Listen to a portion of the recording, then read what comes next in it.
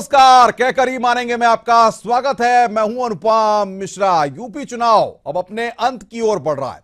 अब केवल 2 चरणों का चुनाव बाकी है और साथ में नतीजे का दिन भी, लेकिन एक के बाद एक शब्दावली ने कई विवादों को जन्म दे दिया है। कसाब, कब्रिस्तान, गधे, भैंस, न जाने किस किस का जिक्र नहीं हो रहा। कभी 3 तलाक, फिर धर्म के आधार पर बिजली का बंटवारा, और इन सब के बाद अब उत्तर प्रदेश की गर्मा गर्म सियासत में बुर्के और घूंघट की एंट्री हुई है। एक तरफ बुर्के में वोट देने आने वाली महिलाओं की जांच और बोगस वोटिंग की बातें कही जा रही हैं, तो दूसरी तरफ घूंघट में आने वाली महिलाओं पर सवाल उठाए जा रहे हैं। जाहिर है, बुर्का मुस्लिम महिलाओं की पारंपरिक पोशाक है। ऐसे में बीजेपी की शिकायत ने एक नए विवाद को जन्म दे दिया है, जिस पर विपक्ष के अपने बोल हैं। पर सबसे बड़ा सवाल यही है कि क्या यही सियासत है?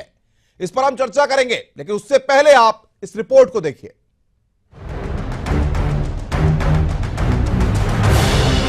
उत्तर प्रदेश के चुनावी संग्राम में कसाब से लेकर कब्रिस्तान तक और गधे से लेकर भैंस वार पलटवार का मुद्दा बने हुए हैं। और अब इस सियासी घमासान में एंट्री हो गई है बुर्के की।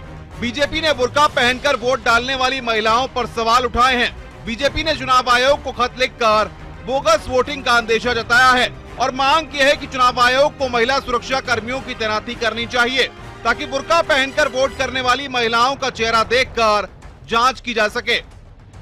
जहाँ तक चुनाव की निष्पक्षता की बात है, उसकी पारदर्शिता और शुचिता के लिए आवश्यक है कि जो व्यक्ति मतदान करने जा रहा है उसका शकल सूरत सामने वाला व्यक्ति देख सके। और स्वाभाविक रूप से महिला पुलिसकर्मी की बात की जा रही है कि महिला पुलिसकर्मी इस चीज़ को चेक करें या महिला अधिकारी कोई अधिकारी चेक करें कि ऐसा तो नहीं कि एक ही व्यक्ति बार बार मतदान कर रहा है, ऐसा तो नहीं कि बुर्का की वेश में कोई पुरुष जो है मतदान कर रहा है। तो एक चुनाव की निष्पक्षता और आदर्श आचार संहिता लागू है, तो उसका अनुपालन सुनिश्चित हो, इस देश से एक मांग की गई होगी। नकली अंगुलियां पकड़ाया है उत्तर प्रदेश में, तो इससे शंका जाहिर होता है कि साहब बुर्का की आड़ में भाजपा के खिलाफ मतदान का एक नया फेक मतदान का और इसमें कौन सी गलत बात है? अगर महिला पुलिस रहती हैं तो वो देखेंगी, संवैधानिक व्यवस्था है। कांग्रेस, बीएसपी और एसपी ने बीजेपी की इस मांग को ध्रुवीकरण की कोशिश करार दिया है। कांग्रेस का आरोप है कि छठे और 7वें चरण के ठीक पहले बीजेपी ने यह मुद्दा उठाकर चुनाव को हिंदू वर्सेस मुसलमान का रंग देने की कोशिश की है। कई महिलाएं घूंघट पहनकर भी वोट डालने जाती हैं, लेकिन बीजेपी उनकी बात नहीं करती। बुर्के को मुद्दा बनाकर सांप्रदायिक माहौल बनाने की कोशिश की जा रही है। देखिए, बीजेपी की जो आदत है समाज को बांटने की, हमारे समाज की बहुत सी महिलाएं हैं जो बुर्का नहीं भी पहनती हैं, तभी वो घूंघट इतना बड़ा करती हैं कि उनका चेहरा उसमें नजर नहीं आता है। कुछ महिलाएं बुर्का भी पहनती हैं, तो स्वाभाविक रूप से ये बात होनी चाहिए कि चेहरा नजर आवे और बोगस वोटिंग ना हो, इस पर कोशिश होनी चाहिए। लेकिन बीजेपी घूंघट की बात नहीं करती है, सिर्फ बुर्के की बात करती है, इसलिए कि बुर्का मुस्लिम औरतें पहनती हैं आमतौर पे, और इससे हिंदू मुस्लिम की भावना फैलेगी, समाज बटेगा, कुछ तकरार होगा। तो बीजेपी का काम ही है लोगों को बांट के, समाज को मूर्ख बना के, धोखा देके, उनको लड़ा के उनका वोट लेना। और मैं ये कह रहा हूं कि भारतीय जनता पार्टी की ये जो सोच है, ये इस बात को दर्शाता है कि उनमें कितनी निराशा है, कितनी हताशा है, और उनको हार साफ दिखाई दे रही है। और प्रधानमंत्री जी ने भी कई बार इस तरह के बयान दिए हैं, जिससे वो हार को इस समय मान रहे हैं कि उनकी पार्टी हार रही है। उत्तर प्रदेश में छठे और 7वें चरण के लिए बीजेपी, बीएसपी और एसपी के बीच कांटे की टक्कर मानी जा रही है। नेताओं के बीच तीखी बयानबाजी हो रही है। ऐसे में इस मुद्दे ने चुनावी लड़ाई को और तीखा बना दिया है। सवाल ये है कि आखिरी 2 चरणों के ठीक पहले बीजेपी को बुर्के की याद क्यों आई, और इस मुद्दे का अंतिम 2 चरणों के मतदान पर क्या असर पड़ेगा? Bureau report, ETV news. एक तरफ बुर्का है और दूसरी तरफ घूंघट, एक तरफ ध्रुवीकरण की बात हो रही है और दूसरी तरफ बोगस वोटिंग की बात। बीजेपी ने इस सब को लेकर चुनाव आयोग से शिकायत की है, बाकायदा पत्र लिखा है और इसी पर आज हम चर्चा करेंगे। राकेश त्रिपाठी बीजेपी के प्रवक्ता हमारे साथ चर्चा में जुड़ रहे हैं, उनसे बातचीत करेंगे। अशोक सिंह कांग्रेस के प्रवक्ता हमारे साथ हैं, समाजवादी पार्टी से जूही सिंह हमारे साथ जुड़े हुई हैं और बीएसपी से नेता हैं उमेद सिंह, वो हमारे साथ है। आप सबका बहुत बहुत स्वागत है। सबसे पहले राकेश त्रिपाठी आपके पास आना चाहूंगा, समझना चाहूंगा, 2 चरणों का चुनाव बाकी है, बुर्का याद आने का मतलब क्या है? क्या शिकायत करके आप दिखाना चाहते हैं, क्या शो करना चाहते हैं? अनुपम जी, पिछले चरणों के जो चुनाव हुए हैं, इन चरणों के चुनाव में भारतीय जनता पार्टी के पोलिंग एजेंट्स के द्वारा हमारे नेतृत्व को लगातार ये शिकायत मिल रही थी कि अलग अलग चरण के चुनाव में अलग अलग मतदान केंद्रों पर महिला पुलिसकर्मियों की तैनाती नहीं थी, जहां पर बुर्का नशी महिलाएं अपना चेहरा दिखाने से मना करती हैं। मतदान अधिकारी वहां विवश क्या इसका यह मतलब निकाला जाए कि उत्तर प्रदेश में बोगस वोटिंग हुई है अब तक के चरणों में, जिस बात को बीजेपी उठा रही है? राकेश जी, क्या आपकी बात में यह कहना साफ होगा?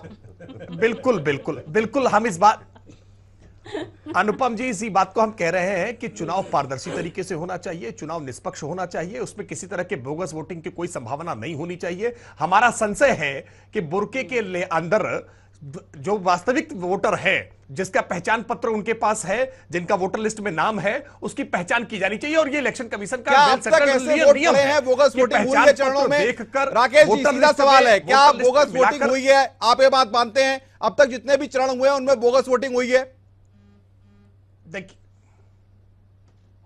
देखिए अनुपम जी, मैं ये नहीं कह रहा हूं बोगस वोटिंग हुई है, मैं इस पर साफ साफ स्पष्ट कर रहा हूं कि भारतीय जनता पार्टी के पोलिंग एजेंट्स के द्वारा पीठासीन अधिकारियों को स्थान स्थान पर शिकायत की गई है कि बुर्का नसी महिलाओं द्वारा अपना चेहरा नहीं दिखाया जाना, उनको आइडेंटिफाई नहीं किया जाना, यह संदेह के घेरे में लेकर आता है। इसलिए हम चाहते हैं कि कोई भी व्यक्ति अपना चेहरा छुपा करके मतदान न करे। कोई भी महिला, कोई भी पुरुष, कोई भी किसी भी तरह का मतदाता जो भी आए, उसका वोटर आइडेंटिटी कार्ड और वोटर लिस्ट से आइडेंटिफिकेशन करने के बाद ही उसका वोट डाला जाए। क्या लगता है आपको जो प्रक्रिया अभी चल रही है चुनाव आयोग की तरफ से, उस प्रक्रिया में ये सब नहीं देखा जा रहा है, उसका पालन नहीं किया जा रहा है? आपको ऐसा लगता है?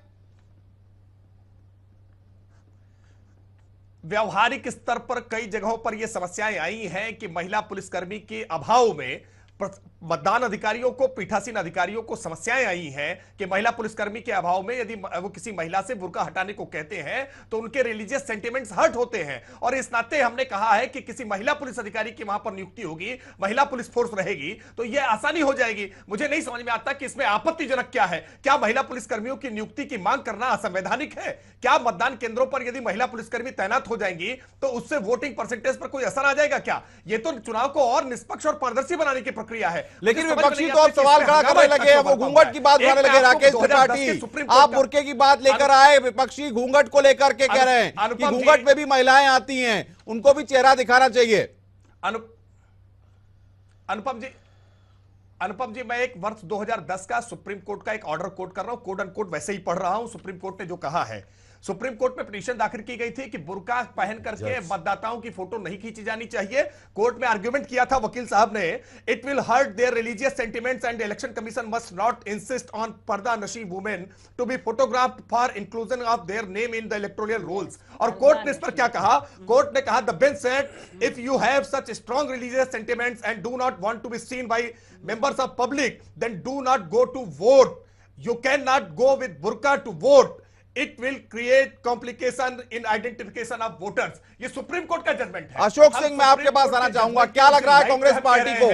आपके नेता जिस तरीके से बीजेपी बुर्के की बात कर रहे हैं, आपके नेता घूंघट की बात करने लगे हैं। आखिर ये बुर्के और घूंघट का खेल क्यों चल रहा है? सियासत हो रही है, जनता के बीच जाइए, तमाम मुद्दों को उछालिए, ये बुर्के और घूंघट की बात क्यों हो रही है?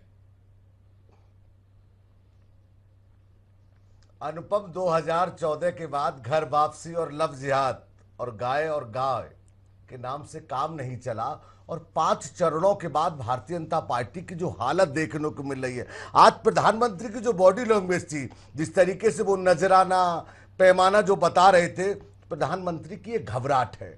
और यही कारण है कि भारतीय जनता पार्टी ने अपनी आज हार मान ली गई है।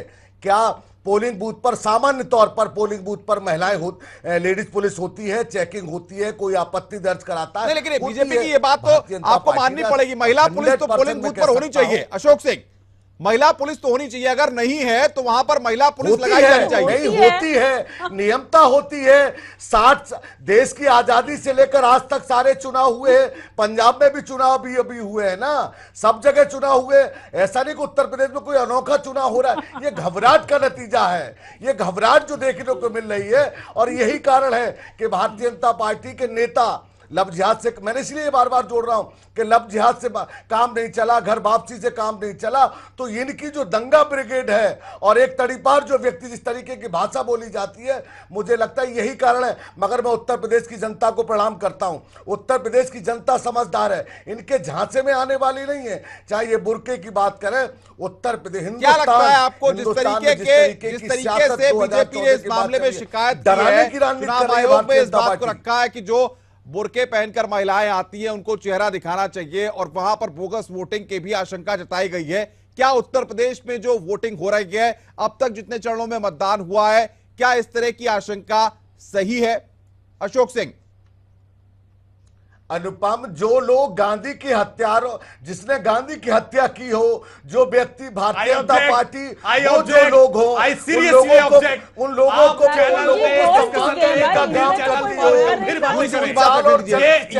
की हत्या जैसे आरोप के लिए अभी राहुल गांधी जी को कोर्ट में माफी मांगने की स्थिति आई है। अशोक सिंह जी यहाँ बैठ करके गंभीर बातें करें। आप राष्ट्रीय चैनल के प्रवक्ता है, राष्ट्रीय दल के प्रवक्ता के नाते आपको एक गंभीरता मेंटेन करनी चाहिए। ईटीवी जिम्मेदार चैनल है, आप जिम्मेदारी पूर्वक बात करिए। आज दंगा कराना चाहती है भारतीय जनता पार्टी, हार के कारण है। प्रधानमंत्री बताएं क्या काम किया 3 साल में उत्तर प्रदेश से सबसे ज्यादा। अशोक सिंह, मैं आऊंगा आपके पास। जूही सिंह, जिस तरीके से समाजवादी पार्टी देख रही है इन सब चीजों को, क्या रिएक्शन समाजवादी पार्टी देगी और क्या समाजवादी पार्टी को लगता है कि जिस तरीके से बातों पे बातें हो रही हैं, जिस तरीके से लगातार बयान सामने आ रहे हैं, कहीं ना कहीं अब 2 चरणों का घमासान और तगड़ा होने जा रहा है? अनुपम जी, पूर्वांचल की औरतों के बुर्के, उनके घूंघट, उनकी चूड़ी, उनके बिंदी, उनके सिंदूर से ये लोग डर गए, तो ये पूर्वांचल का चुनाव क्या लड़ेंगे? दूसरी बात यह है कि पर्दा नशी कहा है सुप्रीम कोर्ट ने, और आप इलेक्शन कमीशन को कहीं ना कहीं उसका स्तर गिरा रहे हैं जब आप ये कहते हैं कि इलेक्शन कमीशन, चुनाव आयोग तामील करता है इन सब आदेशों की। हम अपना पहचान पत्र लेकर जाते हैं, पहचान पत्र चेक होता है, उसको रजिस्टर में नोट किया जाता है। मैं गांव में वोट करती हूँ, रजिस्टर में नोट किया जाता है, इनके बूथ एजेंट रहते हैं, हमारे रहते हैं, बसपा के भी रहते हैं। बहुत पारदर्शी तरीके से अब चुनाव होता है, ऐसा नहीं तो है बीजेपी शिकायत क्यों कर रही है? बीजेपी ने चुनाव आयोग में पत्र क्यों लिखा है? जूही सिंह, क्या मंशा लगती है? वो चुप रह जाएंगे? भैया ऐसा है कि समय, देखिए अनुपम जी, इन्होंने जो पत्र लिखा है ये कानूनी तौर से उसको जस्टिफाई कर सकते हैं, लेकिन जो समय है जिस पर ये पत्र दिया गया है, इनकी मंशा पे वो प्रश्न चिन्ह खड़ा करता है। साथ ही योगी आदित्यनाथ ने एक पूर्वांचल के में बड़ा बयान दिया है कि हमारी जनसंख्या जो है वो बढ़ रही है, उसके साथ जनसंख्या का संतुलन कम होता जा रहा है। और साथ ही उन्होंने ये बयान भी जोड़ा है कि बुर्का नशी लोगों को एक पहचान, वो तो ऑलरेडी आपके पास आ रहा हूं, यहाँ वक्त की मजबूरी, हमें एक ब्रेक लेना है, ब्रेक के बाद भी इस चर्चा को हम आगे बढ़ाएंगे और बुर्का घूंघट के साथ साथ किस तरह के बयान और आ रहे हैं सामने और किस तरीके से राजनीति चल रही है उस पर भी बात करेंगे।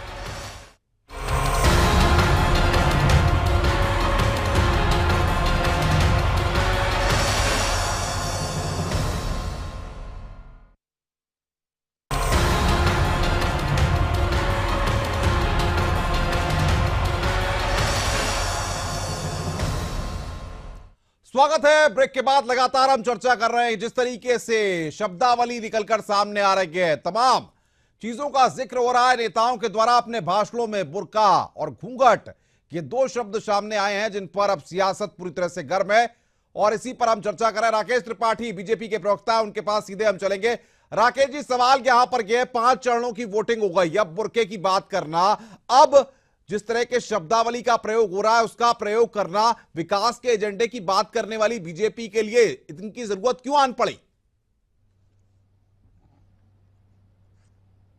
देखिए अनुपम जी, मैंने पहले ही कहा कि पिछले 5 चरणों के मतदानों में हमें अपने पोलिंग एजेंट से इस बात की सूचना मिली है। हमने बार बार पीठासीन अधिकारियों से, वहां जिला निर्वाचन अधिकारी से स्थानीय स्तर पर इसका समाधान करने के लिए कहा, लेकिन जब इसका वाजिब समाधान नहीं हुआ तो हमने मुख्य निर्वाचन राकेश जी, लेकिन सवाल यह खड़ा होता है कि बीजेपी ने ही बात की कि बिजली को धर्म के आधार पर बंटवारा हो रहा है बिजली का। बीजेपी ने ही शमशान कब्रिस्तान की बात की, बीजेपी ने ही कसाब की बात की। तमाम उन चीजों का जिक्र किया गया, उन नामों का जिक्र किया गया जो ये दर्शाते हैं कि कहीं ना कहीं ध्रुवीकरण की कोशिश हो रही है।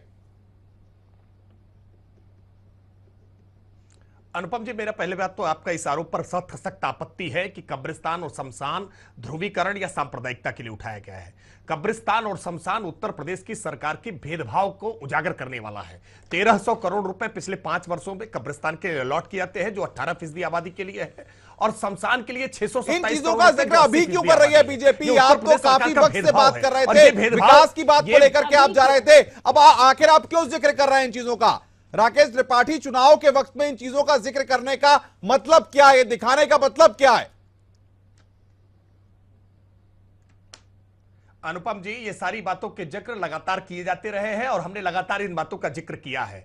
इन टीवी चैनल्स पर डिबेट चुनाव के दौरान इन बातों पर की जाती है, ये भी अपने आप में मीडिया के लिए बड़ा सोचने का विषय है। हमने विकास की तमाम योजनाओं को गिराया है, हमने तमाम रोड मैप क्रिएट किए हैं। अभी जूही जी कह रही थी कि सुप्रीम कोर्ट ने पर्दा नसी के लिए कहा है। मैं फिर से एक बार चीफ जस्टिस के जी बालाकृष्णन ने जस्टिस दीपक वर्मा के जजमेंट को कोट अनकोट फिर पढ़ रहा हूं। You can not go with burqa to vote, ये सुप्रीम कोर्ट की लैंग्वेज है। आप बुर्के के साथ वोट करने नहीं जा सकते।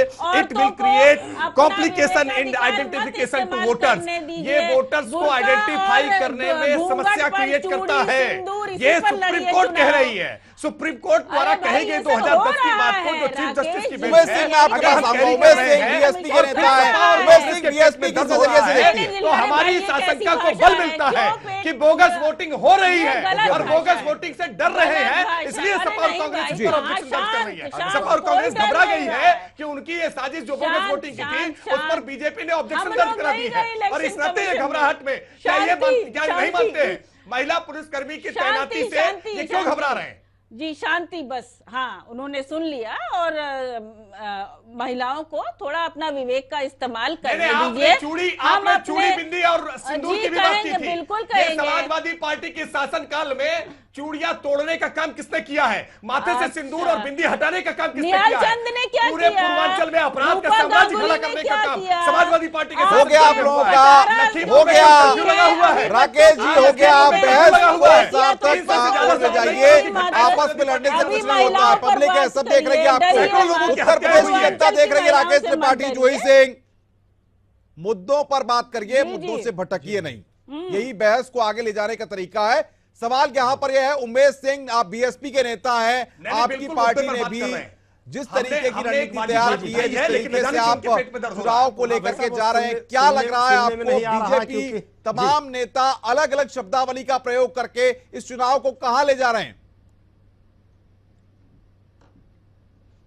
हाँ, निश्चित आप देखिए मैं आपको अनुपम भाई बताना चाहूंगा कि एक तो मैं 2 बार खुद विधानसभा चुनाव लड़ चुका हूं। मुझे धरातल पे देखने की जरूरत है, जो आज जो मुद्दे चल रहे हैं। आप वहां पे पोलिंग एजेंट होते हैं सारे जो है प्रत्याशियों के, और पोलिंग एजेंट जब ऑब्जेक्शन, और वो होते हैं उस बूथ के जो एक एक लोगों को पहचानते हैं, महिलाओं से लेकर सभी को, पारिवारिक होते हैं, सब नजदीक के होते हैं। वो ऑब्जेक्शन करते हैं, वो बाकायदे चेक करते हैं, वो पहचानते हैं, वो ऑब्जेक्शन करते हैं, पुलिस फोर्स होती है उसके लिए। ये सब तो फर्जी जो है, ये सब गलत बातें हैं, केवल जाति बांटने की हालत। तो फिर ऐसे लोग क्यों जिक्र कर रहे हैं, घूंघट का जिक्र क्यों कर रहे हैं, बुर्के का जिक्र क्यों कर रहे हैं? मतलब क्या इसका? आपकी पार्टी भी जब मुसलमानों को टिकट दी थी तो मुसलमानों के हित की बात कर रही थी, तब ये बातें जिक्र क्यों नहीं की गई? आखिर इन चीजों का मतलब क्या है उठाने का? नहीं, हम लोग बहुत ही अनुशासित पार्टी से हैं, और एक बहुत अनुशासित रूप से हमारा चुनाव चल रहा है, बहुत अच्छी तरीके से। अनुपम भाई, आप जो है ये लोगों का, केवल आप भाजपा की बात देखें, जिस तरह से उत्तरांचल को, ये पूर्वांचल को बताया गया कि गोबर से दाने निकाल के खाते हैं, जिस तरह से इनको आतंकवादी कहा गया, जिस तरह से इनको जो है अपमानित किया गया है, नवयुवकों को अपमानित किया गया, ये सब चीजें बिल्कुल गलत हुआ है। चलिए उमेश सिंह आता हूं, जुमलेबाजी, कांग्रेस पार्टी को अगर अपना रिएक्शन देना है तो बुर्के को लेकर के घूंघट पर सवाल खड़ा करने की जरूरत क्यों आन पड़ी? आखिर आप किस तरह से माहौल को लेकर के आप घूंघट की बात करके क्या रंग देने की कोशिश कर रहे हैं? क्यों ये बताना, क्योंकि ये बात प्रधानमंत्री अशोक सिंह सवाल आपसे मेरा, लोगों का जिस तरह से बात कर रहे हैं, अशोक सिंह से सवाल है मेरा। देखिए अनुपम, जब देश का प्रधानमंत्री रमजान और दिवाली के शब्दों का प्रयोग करेंगे और 2014 में कहा देश के आवाम के सामने कि मुझे चौकीदार बना दीजिए, आज हालात क्या है? महंगाई पे कोई चर्चा नहीं हुई उत्तर प्रदेश में, आज महंगाई चरम सीमा पर, उस पर विकास के एजेंडे। एक सवाल तो बताएं देश के प्रधानमंत्री, बताएं कि क्या किया उन्होंने 3 साल में। ये सवाल उठता बुनियादी, एक जवाब नहीं दे रहे। नारियल और पाइनएप्पल में बड़ा फर्क होता है अनुपम जी, नारियल पे और पाइनएप्पल में बड़ा फर्क होता है। सिर्फ नकल करना देश के प्रधानमंत्री, तो मैंने इसीलिए कहा कि प्रधानमंत्री को भी डर लगने लगा है पूर्वांचल से। पूर्वांचल की जनता बहुत समझदार है। 5 चरणों के चुनाव होने के बाद आज याद आ रही है तो भारतीय जनता पार्टी का इतिहास मुस्कुरा रहे हैं आप, क्या लग रहा है? और 2014 के बाद क्या दम है जिसमें इनके सांसदों के वक्तव्य आए, अनुपम जी दावे के साथ ले रहे हैं। आ रहा हूं अशोक सिंह आपके पास, गठबंधन लेता हूं।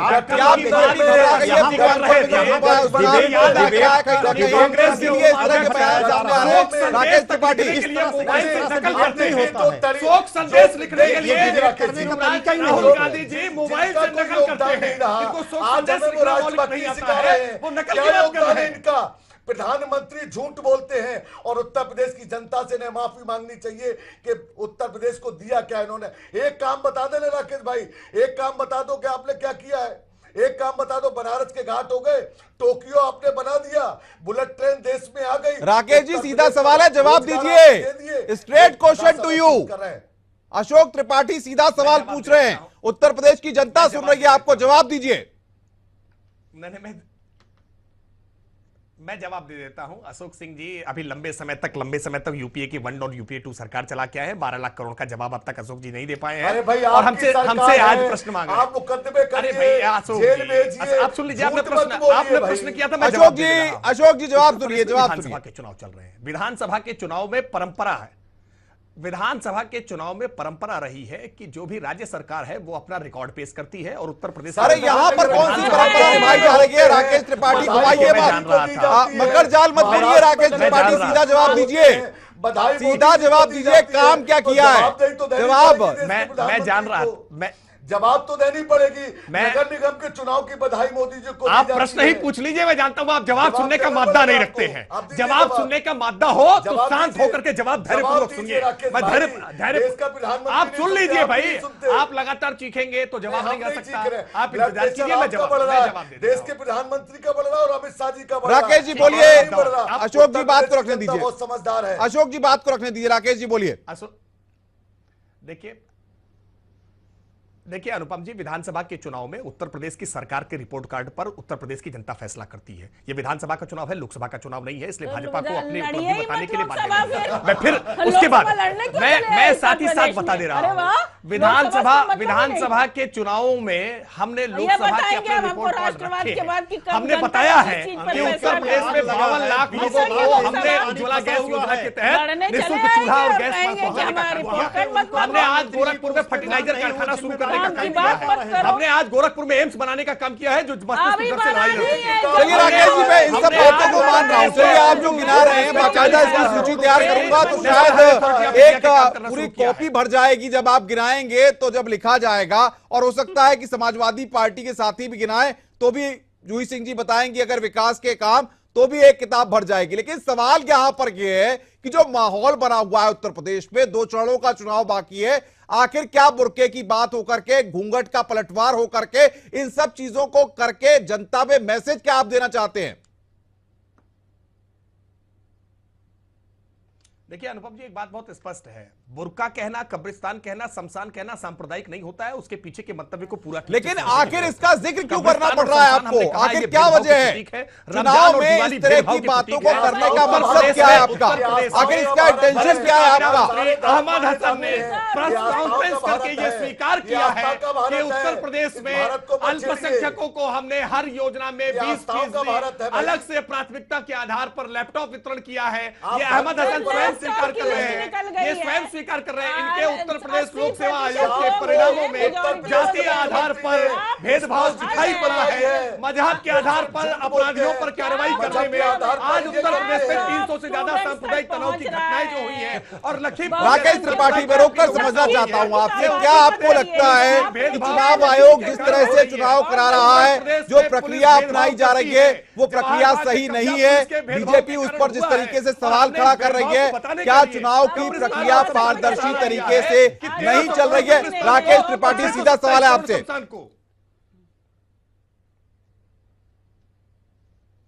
देखिए अनुपम जी, एक बात बहुत मैंने पहले साफ साफ कही है, आप कब्रिस्तान और शमशान को मेरा सीधा सवाल है, घुमाइए मत, मेरा सीधा सवाल है, क्या चुनाव आयोग जिस तरीके से काम कर रहा है, आपको नहीं लगता चुनाव आयोग पारदर्शी तरीके से काम कर रहा है? चुनाव आयोग पूरी पारदर्शिता से काम कर रहा है। हम संवेदनशील बूथों और अति संवेदनशील बूथों पर पर्याप्त पुलिस बल की मांग हमेशा करते रहे हैं और ये सारे राजनीतिक दल करते हैं, सारे राजनीतिक दल करते हैं। इसका मतलब ये नहीं होता है कि निर्वाचन आयोग ने व्यवस्थाएं नहीं की है। हमें उस निर्वाचन 5 चरणों का चुनाव निकल गया, तब आपको ये दिख रहा है कि फोर्स की कमी है। राकेश त्रिपाठी, तब लग रहा है कि फोर्स नहीं है, महिला पुलिस नहीं है, तब आपको ये नजर आ रहा है और उसके लिए आप बुर्के का जिक्र कर रहे हैं। मैं ईमानदारी से आपकी बात सुनता हूं, आप सारे लोग लगातार इंटरवेन करते हैं, उसके बावजूद ये बात सही है, फलदार वृक्ष पर हमेशा पत्थर मारे जाते हैं। भारतीय जनता पार्टी आज बहुमत की तरफ जा रही है, आप घबराहट में हैं, घबराहट में है इसलिए लगातार चीख रहे हैं, लेकिन आपके चीखने चिल्लाने के बावजूद भारतीय जनता पार्टी की आवाज लोगों के दिलों तक पहुंच चुकी है। उमेश सिंह, मैं आपके पास आना चाहूंगा। उमेश सिंह, क्या लगता है बीएसपी किस नजरिए से देख रही है इस तरह के बयानों को? उमेश सिंह आपसे आंकड़ा प्राप्त कर लिया है, इन 2 चरणों में हम पूर्ण बहुमत पाने के लिए। उमेश सिंह, आपसे जाना चाहूंगा, बीएसपी क्या कहेगी? एक एक करके बात करिए। सलमान खुर्शीद साहब की आवाज भी राकेश जी, अशोक सिंह, एक एक करके। काउंटर पर आप राकेश जी, नहीं रुक रहे थे, ऑडियो भी डाउन कराना पड़ेगा, ये तरीका नहीं है। बात को सुनिए, जनता पार्टी की अशोक जी, बात को सुनिए 1 मिनट। देश में अशोक जी, ये डिबेट, उमेश सिंह, मैं जानना चाहता हूं बीएसपी क्या कहेगी इस तरह के बयानों पर? जी, ये बिल्कुल एक गलत बयान है। गलत बयानबाजी शुरू से ही कर रहे हैं, इनके पास कोई और मुद्दा नहीं है। मुसलमान अपना वोट बेकार न करें, ये बयान सही है। ये देखिए, ये बयान मायावती जी का उचित है, यही तरीका है। अपने तरीकों को कोई बोलने नहीं देगा। लगातार बोले और मैं चुपचाप रहूं, ये नहीं हो सकता है। आप लगातार बोलेंगे तो मैं भी लगातार बोलूंगा। ये लोगों को पब्लिक नकार चुकी है, इन लोगों का काम यही हो गया। आपके पास आ रहा हूं, वक्त की कमी है मेरे पास। क्या लग रहा है आपको समाजवादी पार्टी, बसपा, कांग्रेस, बीएसपी, इन सबके बीच जो लड़ाई है ये किस ओर जा रही है? ये तो जनता देख रही है जिस तरह से लड़ाई है इन लोगों का, और लड़के आते हैं यहाँ पे भी वही लड़ाई करते हैं। हम लोग इससे बिल्कुल दूर रहते हैं। उमेश सिंह जी, जूही सिंह से मैं कमेंट चाहता हूं। जूही सिंह, आपके आवाज आ रही होगी, क्या कहेंगी आप इस तरह के बयानों पर? माननीय मुख्यमंत्री ने कह दिया है कि जहां जहां इनके सांसद जाएं 10 काम बता दें जो इन्होंने किए हैं अपने कॉन्स्टिट्यूएंसी में।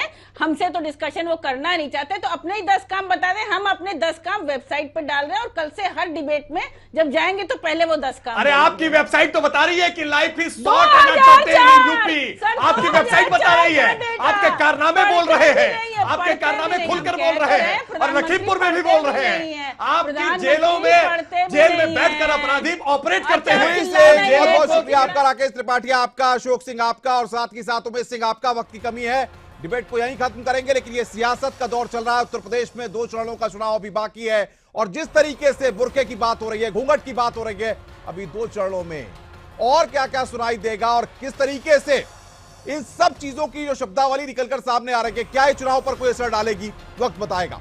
क्या करी मारेंगे, आज बस इतना ही। नमस्कार।